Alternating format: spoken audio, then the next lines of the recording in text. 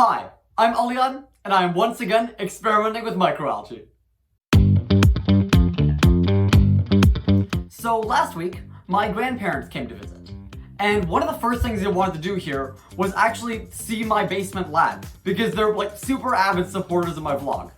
And what that made me realize is that I actually haven't done a proper lab tour since I started the experiment. Now, when I say basement lab, I do truly mean basement lab. This experiment has been running in my basement with the kind permission of my parents, of course. And they've basically lent me this room to do my experiment in. It's got this big black screen, which I use as a background for my vlogs. It's got a bookshelf on the corner. And basically the rest of the space is occupied by my lab setup. So I'm gonna take you on a quick tour. So first things first, when I walk into the door of this lab, first thing I do is put on my gloves on my little gloving station over there. Safety first, of course. A lot of the things I have in here are chemicals or even the algae themselves, which aren't always safe to touch with my bare hands. So I've got some gloves just to make sure that I'm doing everything safely. Now, the lab space for real is basically divided into 4 sections. 3 of these boxes plus the bioreactor area, and I'm gonna go through each of them one by one. So first up, we've got my testing area, and that's the one you probably recognize the most from the vlogs because it's where I've been showing how I do my nitrate test. What I do here is basically collect samples from my bioreactors every other day and test them for nitrate and then collect some to test them for phosphate at the wastewater treatment plant, which I've shown in a couple of my vlogs now.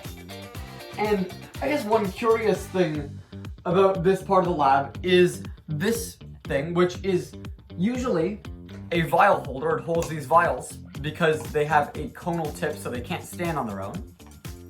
But this is actually meant to be used for making popsicles.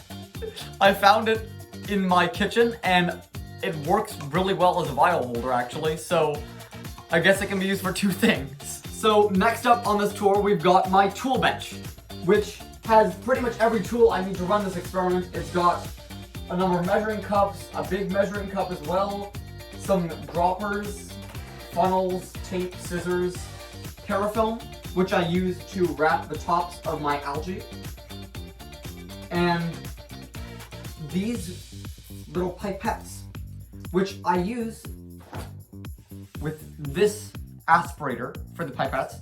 And that would let me measure out all my water, all my algae. It's actually kind of the savior of this experiment in a sense. It lets me collect samples really, really easily, and it's super useful. Now, the third section is a combination of algae growing and storage. So over in the front, I've got my 3 spare algae cultures, which are just sitting there in case something goes wrong with the experiment and I need to start things again, knock on wood that that doesn't happen. But if it does happen, I've got these spare algae cultures as a backup. And the back half of this is mostly storage for my stock solutions for my medium. Basically, when I started growing the algae and when I'm making the simulated wastewater, I'm using stock solutions, which are basically very concentrated amounts of a particular chemical that I then add to a large volume of water to dilute it and make the right amount of medium that I need for the algae to grow. So that egg carton back there with all the vials is just a storage space for all my stock solutions. And it turns out that a lot of household items can be used to hold these conical vials. I mean, we got a popsicle maker, we got the egg cartons, kind of crazy. And last but certainly not least are my bioreactors. The bioreactors are actually the most important part of the lab because they're where I'm actually running my experiment and testing new things with algae. If you don't know what a bioreactor is, it's basically a tank with water, air, and access to light, all the things that algae need to grow. And right now, I have 3 bioreactors. They're running maximum, minimum, and control concentrations of nitrate and phosphate that simulate the wastewater I'm testing.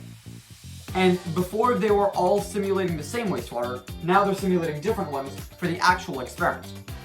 And in the future, I'm probably going to be using them to grow even more algae and test new things with wastewater and algae at the same time. The bioreactors also have their own little electrical station set up, where I've plugged in all the lights they need and the aquarium bubblers into this extension cord, where I'm able to just hit a switch and the bubblers turn on. So that's my basement lab. That's where I've been working for the past 3 months on this experiment. And it's actually really amazing to me that I've been able to even build something like this. I mean, When I started this, I thought I'd need an actual lab and probably even a PhD to run an experiment. But I've managed to prove, mostly just to myself, that that isn't actually true. That it's possible to build a lab in your basement and run experiments, again, in your basement. I think basement labs like this are really big for the democratization of scientific research. I think it's really important that scientific research isn't restricted to labs and people with PhDs, and that anyone, even people like me that are still in high school, can run things like this in their basement if they wanted to. I think that's a huge step when it comes to bringing forward technological innovation and getting everyone involved in the scientific process. So that's all I have for this week. I hope you enjoyed the little tour of my lab, and I hope I've left you with some interesting thoughts about how science can be democratized through basement labs like this one. And next week, I'll have more updates on the experiment. So if you're interested in seeing those, subscribe down below, and I will see you in the next one.